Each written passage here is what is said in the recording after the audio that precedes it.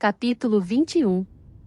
Tivemos um bocado de trabalho com Cathy nesse dia. Ela acordou animadíssima, ansiosa por ir ter com o primo, e tanto chorou e se lamentou ao saber da sua partida, que o próprio pai foi obrigado a consolá-la, afirmando-lhe que em breve ele voltaria. Acrescentou, contudo, se eu conseguir trazê-lo, e não havia esperanças disso. Essa promessa foi-lhe de pouca valia, mas o tempo é o melhor remédio e, embora de vez em quando ela ainda perguntasse ao pai quando Linton voltaria, antes que o revisse esqueceria as suas feições de tal maneira que não mais o reconheceria. Quando, por acaso, eu encontrava a governanta do morro, nas minhas idas a Jim Merton, costumava perguntar como ia o patrãozinho, pois ele vivia quase tão recluso quanto Catherine e nunca o víamos. Por ela, concluí que continuava com pouca saúde e insuportavelmente caprichoso. Ela me disse que o Sr. Eatif parecia detestá-lo cada vez mais, embora se esforçasse por escondê-lo, antipatizava com o som da voz dele e não podia ficar muito tempo sentado na mesma sala que ele. Quase não falavam. Linton estudava as suas lições e passava as tardes numa pequena sala, ou então ficava na cama o dia todo, pois estava sempre pegando tosses e resfriados e queixando-se de dores de todos os tipos. Nunca vi criatura tão piegas, acrescentou a mulher, nem tão cheia de cuidados consigo mesma. Se eu deixo a janela aberta de noite, o que ele fala? E faz questão de ter a lareira acesa, no auge do verão, e não suporta o cachimbo de Joseph, e tem de ter sempre doces e petiscos, e sempre leite, sem se importar com os outros, fica sentado, junto à lareira, embrulhado num capote de peles, sempre com uma torrada e chá ou outra qualquer bebida quente para ir bebendo aos pouquinhos. Quando Areton, por pena, vem conversar com ele, Areton não é mau rapaz, embora seja bruto, já se sabe que vão acabar zangados, um praguejando e o outro chorando. Acho que o patrão gostaria de ver Earnshaw dar-lhe uma surra, se não fosse seu filho, e estou certa de que acabaria expulsando-o de casa, se soubesse das exigências dele. Mas foge bem à tentação, nunca entra na saleta e, quando Linton começa a fazer das suas diante dele, manda-o logo para cima. Adivinhei, por aquela descrição, que um ambiente de antipatia tinha tornado o jovem ativo egoísta e desagradável, se é que ele já não era assim por natureza, e, consequentemente, o meu interesse por ele decaiu, apesar de eu ainda sentir pena da sua sorte e desejar que ele tivesse ficado conosco. O Sr. Edgar pedia-me que lhe obtivesse informações sobre o sobrinho, pensava muito nele, creio, e não se importaria de arriscar-se para poder vê-lo. Certa vez, pediu-me que perguntasse à governanta se ele nunca ia ao povoado. Ela respondeu que só fora 2 vezes, a cavalo, acompanhando o pai, e que ambas as vezes queixara-se de exaustão nos 3 ou 4 dias subsequentes. Se não me engano, a governanta deixou o emprego 2 anos após a chegada do jovem Linton, outra, que eu não conhecia, tomou-lhe o lugar e ainda continua lá. O tempo correu, na granja, de maneira agradável, até a menina Cathy completar 16 anos.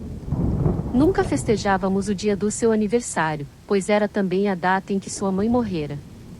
O Sr. Edgar invariavelmente passava esse dia sozinho, na biblioteca, apenas saindo, à noitinha, a caminho do cemitério de Jim Merton, de onde só voltava geralmente depois da meia-noite. Catherine ficava, assim, entregue a si mesma. Aquele 20 de março era um belo dia de primavera e, assim que seu pai se fechou na biblioteca, Cathy desceu, toda pronta para sair, e disse-me que pedirá licença ao pai para ir dar um passeio pela charneca comigo, e que o Sr. Linton lhe dera licença, contanto que não fossemos longe e voltássemos dentro de 1 hora. Por isso apresse-se, Ellen! Exclamou ela. Sei aonde quero ir, é onde está um bando de galinholas, quero ver se já fizeram os seus ninhos. Isso deve ser bem longe, respondi. Não fazem os ninhos na beira da charneca. Não é longe, não, respondeu ela. Cheguei bem perto delas com meu pai. Coloquei o chapéu e saí, sem pensar mais no assunto. Cathy pulava à minha frente, como um jovem galgo, e a princípio gostei muito de ouvir as cotovias cantando e de sentir o calorzinho do sol, enquanto havia correr, os cachos dourados esvoaçando, o rosto suave e puro como uma rosa silvestre e os olhos radiantes de alegria. Ela era uma criatura feliz, um anjo, naquele tempo. Pena que nunca se sentisse satisfeita. Bem, perguntei, onde estão as suas galinholas, menina? Já devíamos estar perto delas, o portão do parque da granja já está muito longe. E só mais um pouco além, só mais um pouco, Ellen, respondia sempre ela. É só subir aquela colina, atravessar aquele baixio, e quando você chegar ao outro lado eu já terei descoberto as galinholas. Mas havia tantas colinas para subir e tantos baixios para atravessar que comecei a ficar cansada e disse-lhe que tínhamos de parar e voltar para trás. Mas ela me ultrapassara de muito e tive de gritar, ou não me ouviu, ou fingiu não fazê-lo, pois continuou a correr, obrigando-me a segui-la. Finalmente afundou numa vertente, e, antes que eu pudesse fazê-la parar, estava 2 milhas mais próxima do morro do que da sua própria casa e vi 2 pessoas agarrando-a, uma das quais tive a certeza de ser o Sr. Yatif. Cati fora apanhada roubando ninhos ou, pelo menos, procurando-os. O morro era propriedade de Yatif e ele estava passando uma descompostura nela. Não peguei nem sequer descobri nenhum ninho, afirmava ela, gesticulando. Não queria pegar as aves, papai disse-me que havia muitas aqui e quis ver os ovos. Yatif olhou para mim com um sorriso maligno que bem demonstrava saber de quem se tratava, e perguntou quem era papai. O Sr. Linton, da granja Trush-Croix, respondeu ela. Logo vi que o senhor não me conhecia, ou não me haveria falado dessa maneira. Quer dizer que você pensa que o seu pai é muito estimado e respeitado? Volveu ele, em tom sarcástico. E quem é você? Quis saber Catherine, com um olhar curioso. Esse rapaz, eu já vi antes. É seu filho. Apontou para Areton, a outra pessoa, que em nada mais progredira senão na altura e na força. Parecia tão desajeitado e bruto como antes. Senhorita Cati, interrompi, já vai fazer 3 horas, em vez de 1, que estamos longe de casa. Temos de voltar. Não, este rapaz não é meu filho, respondeu Yatif, empurrando-me para o lado. Mas eu tenho um filho e você também já o viu. Acho que, embora a sua governanta esteja com pressa, seria boa ideia descansarem um pouco. Por que não caminhar mais um pouco e vir até a minha casa? Uma vez repousadas, o caminho de volta lhes parecerá mais curto, e serão bem recebidas. Sussurrei ao ouvido de Catherine que de nenhuma maneira aceitasse aquela oferta, que era totalmente despropositada. Por quê? Perguntou ela, em voz alta. Estou cansada de correr e a terra está úmida, não posso sentar-me nela. Vamos, Ellen. Além disso, ele diz que eu já vi o seu filho. Acho que está enganado, mas creio que sei onde ele mora, na fazenda onde uma vez entrei, ao vir de Peniston Crag. Não é lá? É, venha, Nelly, e não resmungue, ela vai gostar de nos fazer uma visita. Areton, vá à frente com a menina. Você vem comigo, Nelly. Não, ela não vai a nenhum lugar. Gritei, debatendo-me para soltar o braço, que ele tinha agarrado. Mas ela já estava quase à porta, correndo a toda velocidade. Areton não fingiu, sequer, acompanhá-la, entrou por um atalho e desapareceu. Senhor Yatif, o que está fazendo é muito mal feito, continuei. O senhor sabe disso. Ela vai ver Linton e contar tudo tão logo voltarmos a casa, e eu terei a culpa. Quero que ela veja Linton, e respondeu ele. Está com melhor aspecto estes últimos dias, e não é sempre que isso acontece. Nós a convenceremos a guardar segredo da visita, que mal há nisso? O mal está em que o pai dela vai me odiar se descobrir que a deixei entrar na sua casa, e estou convencida de que os seus desígnios não são bons, respondi. Os meus desígnios são tão honestos quanto possível, você vai ver, retrucou ele. A minha intenção é que os primos se apaixonem e acabem casando. Como vê, estou agindo generosamente para com o seu patrão. A filha dele não tem esperanças de herdar nada e, se ela reagir como desejo, passará a herdeira, conjuntamente com Linton. Se Linton morresse, falei, e a sua vida parece precária, Catherine seria a única herdeira. Nada disso, replicou ele. Não há nenhuma cláusula, no testamento, que diga isso, a propriedade dele passaria a mim. Mas, para evitar disputas, desejo que eles se unam e estou decidido a propiciar esse casamento. Pois eu estou decidida a não deixá-la mais aproximar-se desta casa, respondi, ao chegarmos ao portão, onde Cati já nos esperava. Yatif mandou-me calar e, precedendo-nos, apressou-se a nos abrir a porta. A minha jovem patroa deu-lhe várias olhadelas, como se não soubesse o que pensar dele, mas ele sorria sempre que dava com os olhos dela e amaciava a voz ao falar-lhe, e eu fui suficientemente idiota para imaginar que a lembrança da mãe dela pudesse fazê-lo desistir de lhe desejar mal. Linton estava de pé junto à lareira. Devia estar voltando de um passeio pelos campos, pois ainda tinha o boné na cabeça e estava chamando Joseph para lhe levar sapatos secos. Era alto para a idade, 16 anos incompletos. Seus traços continuavam corretos e tinha a pele e os olhos mais brilhantes do que outrora, embora fosse apenas um brilho temporário, obra dos bons ares e do sol. Quem é aquele? Perguntou o Sr. Yatif, voltando-se para Cathy. Será que você sabe? Seu filho. Retrucou ela, após examinar primeiro um e depois o outro. Isso mesmo, respondeu ele. Mas é a primeira vez que você o vê? Pense. Oh, como você tem pouca memória. Linton, você não se lembra de sua prima, que antigamente tanto nos pedia para ver? O que? Esse é Linton. Exclamou Cathy, tomada de alegre surpresa. É este o pequeno Linton? Está mais alto do que eu. Você é mesmo Linton? O rapaz aproximou-se. Cathy beijou fervorosamente e olharam um para o outro, admirados com a mudança que o tempo operara.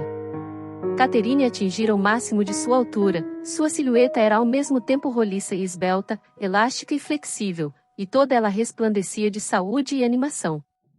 O aspecto e os movimentos de Linton eram muito lânguidos e seu físico demasiado franzino, mas havia nele uma graça de maneiras que mitigava esses defeitos e lhe dava um ar agradável. Após trocar várias demonstrações de carinho com ele, Cathy avançou para o Sr. Yatif, que estava à porta, dividindo a sua atenção entre o que se passava dentro e o que se desenrolava lá fora, fingindo preocupar-se mais com o exterior, quando na verdade observava o que acontecia na sala. Então o senhor é meu tio. Disse ela, alteando-se para beijá-lo. Achei-o logo simpático, embora o senhor a princípio estivesse zangado. Por que não costuma ir à granja com Linton? Viver todos estes anos tão perto de nós e nunca nos ter ido visitar é estranho. Qual a razão disso? Fui à granja vezes demais, antes de você nascer, respondeu ele. Pare com isso. Se você quer beijar alguém, beije Linton, eu não sou homem para beijos. Ellen, sua perversa! Exclamou Catherine, atirando-se sobre mim aos beijos. Sua má! Não querer que eu entrasse. Doravante vou vir até aqui todas as manhãs, posso, tio? E, de vez em quando, vou trazer o meu pai. O senhor não gostaria disso? Claro que gostaria. Replicou ele, mal contendo uma careta, resultante da sua profunda aversão pela ideia. Mas escute, continuou, voltando-se para a menina. Pensando bem, acho melhor contar-lhe. O seu pai tem má vontade contra mim, brigamos, há anos atrás, brigamos seriamente, e se você lhe disser que veio aqui ele vai proibi-la de voltar. Portanto você não deve dizer-lhe nada, a menos que não queira nunca mais ver o seu primo, pode vir, se quiser, mas não de maneira que ele saiba disso. Por que foi que brigaram? Perguntou Catherine, desanimada. Ele achava que eu era demasiado pobre para me casar com a irmã dele, respondeu Yatif, e não me desculpou, quando consegui conquistá-lo. O seu amor próprio ficou ferido. Ele procedeu mal. Exclamou a menina. Um dia ainda hei de lhe dizer isso. Mas Linton e eu nada temos com a briga. Está bem, não virei aqui, ele irá me visitar na granja. É longe demais para mim, murmurou o jovem. Caminhar 4 milhas daria cabo de mim. Não, venha você aqui de vez em quando, não todas as manhãs, mas 1 ou 2 vezes por semana. O pai lançou-lhe um olhar de fuzilante desprezo. Receio, Nelly, estar perdendo o meu tempo, resmungou ele. A senhorita Catherine, como o pobre diabo a chama, vai acabar descobrindo o que ele é e mandando-o plantar batatas. Se, em vez dele, fosse Areton. Sabe que, 20 vezes por dia, eu cobiço Areton, com toda a sua degradação? Se ele fosse filho de outro, acho que o amaria. Mas acho também que ele está a salvo do amor dela. Vou colocá-lo contra aquela mesquinha criatura, a não ser que ela se remexa demasiado. Calculamos que ele mal chegará aos 18 anos. Veja que vergonha. Está tão absorto em mudar de sapatos que não olha para ela. Linton. O que é, pai? Respondeu o rapaz. Você não tem nada para mostrar à sua prima? Nem um ninho de coelhos. Leve-a ao jardim antes de trocar de sapatos, ou à cavalariça, para ver o seu cavalo. Será que você não prefere ficar aqui? Perguntou Linton, dirigindo-se a Cathy num tom que bem expressava a sua relutância em sair de onde estava. Não sei, respondeu ela, deitando uma olhadela para a porta e evidentemente ansiosa por sair. Ele se manteve sentado e aproximou-se mais do fogo.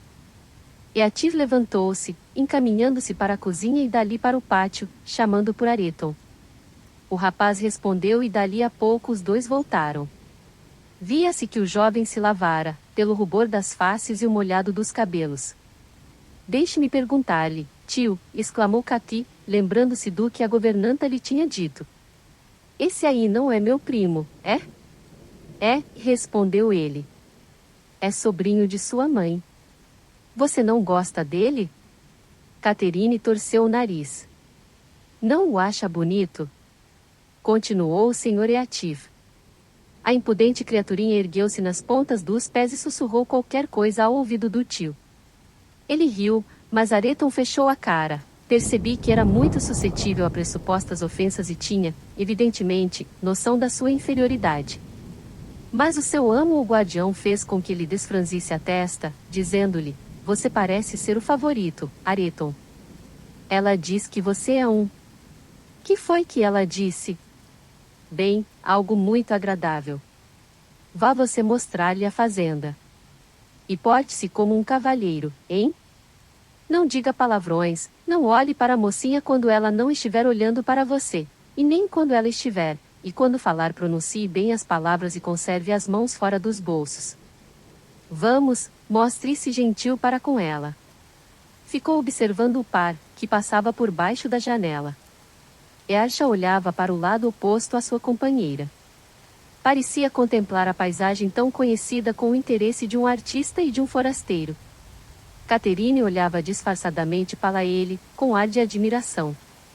Vendo que ele não falava, voltou a sua atenção para outras coisas e começou a cantarolar, a fim de compensar a falta de conversa. Dobrei-lhe a língua, observou Eativ. Ele não ousará pronunciar uma única sílaba. Nelly, você se recorda de mim com a idade dele, não, alguns anos mais moço. Alguma vez eu pareci tão estúpido, tão burro, como diz Joseph? Pior, até, respondi, porque mais recalcado. Sinto prazer em vê-lo, continuou ele, como se pensasse em voz alta. Satisfez as minhas expectativas. Se tivesse nascido idiota, eu não gostaria tanto. Mas ele não é idiota e compreendo bem os seus sentimentos, pois já foram os meus. Sei o que ele está sofrendo agora, por exemplo, e sei que é apenas o começo do que há de sofrer, e que ele nunca será capaz de emergir da sua crosta de rudeza e ignorância. Consegui mantê-lo mais dependente do que o canalha do pai dele me mantinha, e mais inferiorizado, pois ele se orgulha da sua animalidade. Ensinei-o a desprezar tudo quanto não é animalesco como coisas bobas e fracas. Não acha que Hindley ficaria orgulhoso do filho se o pudesse ver? Quase tão orgulhoso quanto eu estou do meu. Mas há uma diferença. Um é ouro empregado para revestir o chão, o outro é latão lustrado a fim de parecer prata. O meu não tem por onde se possa pegar nele, mas eu hei de ter o mérito de esporeá-lo até onde ele possa ir. O dele tinha qualidades de primeira, que se perderam, embotei-as completamente. Eu nada tenho a lastimar, ele teria muito. E o melhor da festa é que Areton gosta tanto de mim. Você há de convir que nisso eu ganhei de Hindley. Se o patife se erguesse do túmulo para me censurar pelos prejuízos causados ao filho, eu teria o divertimento de ver o filho voltar-se contra ele, indignado por ousar atacar o seu único amigo neste mundo. Eativ soltou uma risada diabólica ao pensar naquilo. Eu não fiz comentários, pois vi que ele não os esperava. Entretanto, o nosso jovem companheiro de sala, que estava sentado longe demais para poder ouvir o que se dizia, começou a mostrar sinais de impaciência, provavelmente arrependido de se ter privado da companhia de Catherine por excesso de comodismo. O pai reparou nos olhares ansiosos que ele dirigia para a janela e na mão que se estendia, irresolutamente, para o boné. "Levante-se, seu preguiçoso!" exclamou, fingindo entusiasmo. "Corra atrás deles. Estão bem ali no canto, junto das colmeias." Linton reuniu forças e saiu de perto da lareira. A gelosia estava aberta e, quando ele saiu, ouvi Cathy perguntar ao seu insociável acompanhante o que queria dizer a inscrição por cima da porta. Areton olhou para cima e coçou a cabeça, igual a um palhaço. "É qualquer coisa", respondeu. "Não consigo ler." "Não consegue ler?" exclamou Catherine. "Pois eu posso, está escrito em inglês. Só quero saber por que está aí." Linton riu, pela primeira vez, para mim. "Ele não conhece nem as letras", disse para a prima. "Não é de espantar que exista alguém tão burro?" "Ele é normal?" perguntou Cathy, com ar sério. "Ou será débil mental?" Perguntei-lhe 2 vezes e ele fez uma cara tão estúpida, que acho que não me entendeu. Quanto a mim, mal posso entendê-lo. Linton riu de novo e olhou provocadoramente para Areton, que naquele momento parecia estar entendendo muito bem. "Não há nada com ele, a não ser preguiça, não é, Earcha? Minha prima pensa que você é idiota. Aí tem você a consequência do seu desprezo pelo estudo, como você diz. Já reparou, Catherine, no horrível sotaque dele? Ora, que diabo tem isso?" Rosnou Areton, mais habituado a responder ao seu companheiro de todos os dias. Ia falar mais, mas os 2 primos explodiram num ataque de riso, a minha jovem ama encantada de descobrir que poderia transformar aquela estranha pronúncia num motivo de divertimento. "Que é que o diabo tem a ver nessa frase?" retrucou Linton. "Papai disse-lhe para não usar palavrões, mas você dá sempre um jeito de praguejar. Tente comportar-se como um cavalheiro, vamos. Se você não fosse um maricas, juro que agorinha mesmo lhe esborrachava a cara." Respondeu o furioso rapaz, retirando-se com o rosto em fogo de raiva e vergonha, pois tinha consciência de haver sido insultado. Tendo, como eu, ouvido a conversa, o Sr. Eatif sorriu ao ver a reação de Areton, mas logo a seguir lançou um olhar de singular aversão ao jovem par, que continuava a conversar junto à porta. O rapaz, todo animado a comentar os defeitos e as deficiências de Areton e a contar anedotas baseadas nele, e a moça rindo do que ele dizia, sem pensar na maldade que demonstrava. Comecei a sentir mais repulsa do que compaixão por Linton e a desculpar, até certo ponto, o pai por lhe ter desprezo. Ficamos no morro até a tarde. Não pude arrancar Cathy dali senão quando ela se resolveu a ir embora. Felizmente, porém, o meu patrão não saíra do seu quarto e não notara a nossa prolongada ausência. A caminho de casa, tentei esclarecer Cathy sobre a verdadeira natureza das pessoas que acabávamos de deixar, mas ela meteu na cabeça que eu tinha algo contra elas. "Ora", exclamou, "você se põe do lado de papai, Ellen, você é parcial, senão, nunca me haveria enganado, durante anos, dizendo-me que Linton morava muito longe daqui. Estou muito zangada com você, só que, por outro lado, estou tão feliz, que nem posso ficar zangada. Mas você não deve dizer nada contra meu tio, ele é meu tio, lembre-se, e eu vou ralhar com papai por ter brigado com ele." E assim por diante, até eu me convencer de que não adiantava dizer-lhe que se enganava. Ela não falou da visita essa mesma noite, porque não viu o Sr. Linton. Mas no dia seguinte contou-lhe tudo, para minha tristeza, se bem que eu sentisse um certo alívio, pois achava que o pai seria capaz de orientá-la e preveni-la melhor do que eu. Mas ele relutou em dar-lhe motivos satisfatórios para que ela evitasse manter relações com a casa do morro, e Catherine gostava de boas razões para todas as objeções às suas vontades de menina mimada. "Papai!" exclamou, logo de manhã. "Imagine quem eu vi ontem, ao passear pela charneca." "Papai, você estremeceu. Consciência pesada, não é?" "Eu vi, mas vou lhe contar como foi que eu descobri, e como descobri que Ellen me enganou, embora fingisse ter pena de mim. quando eu esperava que Linton voltasse. E contou em detalhes o desenrolar do passeio e suas consequências. Embora me lançasse mais de um olhar de reprovação, meu patrão nada disse até ela terminar. Puxou-a, então, para ele e perguntou-lhe se sabia por que razão lhe tinha ocultado a proximidade de Linton. Pensaria ela que fora para negar-lhe um prazer que ela pudesse ter sem contratempos? Foi porque você não gosta do Sr. Eatif, respondeu ela. Nesse caso, você pensa que eu me importo mais com os meus próprios sentimentos do que com os seus, não é, Cathy? Disse ele. Não, não foi porque eu não gostasse do Sr. Eatif, mas porque ele não gosta de mim, e porque é um homem diabólico, cuja maior alegria é desgraçar e arruinar as pessoas a quem odeia, se elas lhe derem a menor oportunidade. Sabia que você não poderia manter relações com seu primo sem entrar em contato com ele, e sabia que ele a detestaria por minha causa, por isso, para o seu bem, e nada mais, tomei precauções para evitar que você voltasse a ver Linton. Pensava explicar-lhe isso quando você fosse mais velha, e me arrependo agora de não o ter feito antes. Mas o Sr. Eatif foi muito simpático, papai, objetou Catherine, nada convencida. E não pôs obstáculos a que eu e Linton voltássemos a ver-nos, disse que eu podia ir lá quando quisesse, mas que eu não lhe devia dizer, porque você brigara com ele e não lhe perdoava ter casado com a tia Isabela. E é verdade. Você é que tem a culpa, ele, pelo menos, quer que eu e Linton sejamos amigos. Você, não.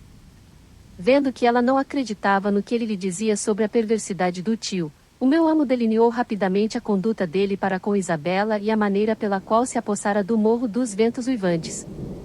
Não aguentava falar muito desse assunto, pois ainda sentia o mesmo horror e a mesma repulsa pelo antigo inimigo que sentia desde a morte da senhora Linton. Ela ainda poderia estar viva, se não fosse por ele, era o seu constante e amargo pensamento, e, a seus olhos, Eatif aparecia como um assassino. Cathy, que não conhecia más ações, exceto as suas pequenas desobediências, injustiças e demonstrações de cólera, baseadas na sua educação mimada e no seu temperamento apaixonado, de que se arrependia assim que as cometia, ficou espantada com a existência de um espírito capaz de passar anos arquitetando vinganças e levá-las a cabo sem o mínimo remorso. Tão impressionada e chocada ficou ante aquela nova visão da natureza humana, até então excluída de todos os seus estudos e pensamentos, que seu pai achou desnecessário continuar. Acrescentou, apenas, mais tarde você saberá, minha querida, por que motivo eu não quero que você frequente a casa ou a família dele, agora volte às suas ocupações e não pense mais neles. Catherine beijou o pai e, durante 2 horas, dedicou-se sossegadamente às lições, conforme era costume, depois acompanhou-o no seu passeio e o dia se passou como de hábito, mas à noite, quando subi ao quarto para ajudá-la a despir-se, encontrei-a chorando, ajoelhada à beira da cama. Deixe disso, bobinha! Exclamei. Se você tivesse sofrimentos reais, teria vergonha de gastar uma lágrima sequer por causa de uma pequena contrariedade. Você nunca teve um sofrimento real, Catherine. Suponha, por um minuto, que seu pai e eu morrêssemos e você ficasse sozinha no mundo, como se sentiria, então? Compare o seu atual aborrecimento com uma aflição dessas e agradeça a Deus pelos amigos que tem em vez de querer ter mais. Não estou chorando por mim, Ellen, retrucou ela, e sim por ele. Esperava que eu fosse lá amanhã e ficará tão desapontado. Esperará por mim e eu não irei. Bobagem, retruquei. Você julga que ele tem pensado tanto em você quanto você nele? Acaso não tem Areton para lhe fazer companhia? Ninguém chora por perder um parente que só viu 2 vezes. Linton imaginará o que aconteceu e não pensará mais em você. Mas será que não posso escrever-lhe um bilhete, dizendo-lhe por que não posso ir lá? Perguntou ela, pondo-se de pé, e mandar-lhe os livros que lhe prometi emprestar? Os livros dele não são tão bons quanto os meus e ele ficou interessadíssimo em que eu os emprestasse a ele. Não posso, Ellen? Não, não pode. Respondi categoricamente.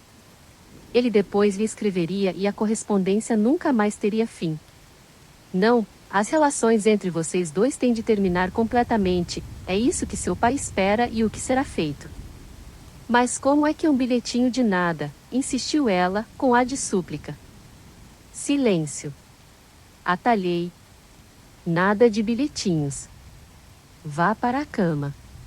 Ela me lançou um olhar furioso, tão furioso, que a princípio me recusei a beijá-la, cobri-a e fechei a porta, aborrecida, mas, arrependendo-me, voltei pé ante pé ao quarto e, para meu espanto, dei com ela de pé junto à escrivaninha, com um pedaço de papel em branco à sua frente e um lápis na mão, que ela tratou de esconder ao me ver entrar. Você não arranjará ninguém para mandar bilhete algum, Catherine, falei, mesmo que o escreva, e vou apagar a vela. Coloquei o extintor sobre a chama, recebendo, ao fazê-lo, uma palmada na mão e um atrevido "mulher horrível". Saí de novo do quarto e ela passou o ferrolho na porta, num dos seus piores acessos de má criação. A carta foi concluída e entregue ao destinatário por um jovem leiteiro do povoado, mas isso eu só vim a saber mais tarde. O tempo foi se passando e Cati recobrando o bom humor, embora desse para se meter pelos cantos e de vez em quando, se eu chegasse perto quando ela estava lendo, a visse estremecer e curvar-se sobre o livro, como se o quisesse esconder, e percebesse beiradas de papel solto aparecendo por entre as páginas. Ela também passará a descer bem cedo, de manhã, e a ficar na cozinha, como se estivesse à espera de algo, e tinha urna pequena gaveta, numa escrivaninha da biblioteca, onde remexia horas seguidas e cuja chave tinha o cuidado de guardar. Um dia em que ela examinava a gaveta, observei que as coisas que anteriormente guardava nela haviam sido substituídas por pedaços de papel dobrado. Minha curiosidade e minhas suspeitas foram logo despertadas e decidi ver quais seriam os seus misteriosos tesouros. À noite, tão logo ela e o patrão subiram para os seus aposentos, procurei, entre as chaves da casa, uma que servisse na fechadura da gaveta. Uma vez aberta, esvaziei todo o seu conteúdo para o meu avental e levei-o comigo, a fim de passá-lo calmamente em revista no meu quarto. Embora suspeitasse, ainda assim fiquei surpresa ao descobrir que havia um monte de cartas, quase uma por dia, de Linton e Atif, respostas a missivas enviadas por ela. As mais antigas eram curtas e escritas num tom embaraçado, aos poucos, porém, tinham se transformado em copiosas cartas de amor, ridículas, como era natural devido à idade, mas, aqui e ali, com passagens que me pareciam tiradas de alguma fonte mais experiente. Algumas me impressionaram como estranhas misturas de ardor e prosaísmo, começando num tom sincero e concluindo no estilo afetado, palavroso, que um colegial usaria ao se dirigir a uma amada imaginária, incorpórea. Não sei se Cati se satisfazia com aquilo, a mim pareciam boas para se jogar no lixo. Após ter lido algumas, amarrei-as num lenço e coloquei-as de lado, voltando a fechar a chave à gaveta vazia. Seguindo seu costume, na manhã seguinte Cati desceu bem cedo e foi logo para a cozinha. Via dirigir-se para a porta, ao ver chegar um rapazinho que vendia leite no povoado, e, enquanto lhe enchiam as vasilhas, ela enfiou algo no bolso do casaco dele, ao mesmo tempo que retirava alguma coisa. Dei a volta ao jardim e fiquei à espera do garoto, que lutou valentemente em defesa do que lhe havia sido confiado. Derramamos metade do leite, mas consegui tirar-lhe a carta de Cati e, ameaçando-o de sérias consequências se ele não fosse direto para o povoado, desdobrei-a e ali mesmo me pus a lê-la. Era bem mais simples e eloquente do que a correspondência do primo, num estilo bonito e igualmente idiota. Abanei a cabeça e entrei, pensativa, em casa. Como o dia estava chuvoso, ela não podia sair a passear pelo parque e, ao terminar o estudo matinal, correu para sua gaveta. Seu pai estava lendo à sua mesa de trabalho e eu, propositadamente, entregara-me ao concerto de umas franjas meio rotas na cortina da janela, de onde podia observar tudo o que ela fazia. Jamais uma ave, voltando ao ninho em que deixará os filhotes, e encontrando-o destruído, expressou um desespero tão completo em piados e angustiado bater de asas, do que ela num único pó, e na mudança que transfigurou seu rosto, ultimamente rosado e feliz. O Sr. Linton ergueu os olhos. Que foi, meu amor? Você se machucou? Perguntou ele. O seu olhar e a sua pergunta asseguraram-lhe que não fora ele quem descobrira as cartas. Não, papai. Respondeu ela. Ellen. Suba, por favor. Estou enjoada. Obedeci e subi com ela. Ellen, você tirou as cartas, começou ela imediatamente, pondo-se de joelhos, mal ficamos a sós.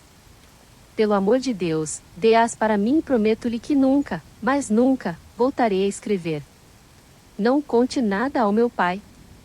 Você não contou, não foi, Ellen? Diga que não.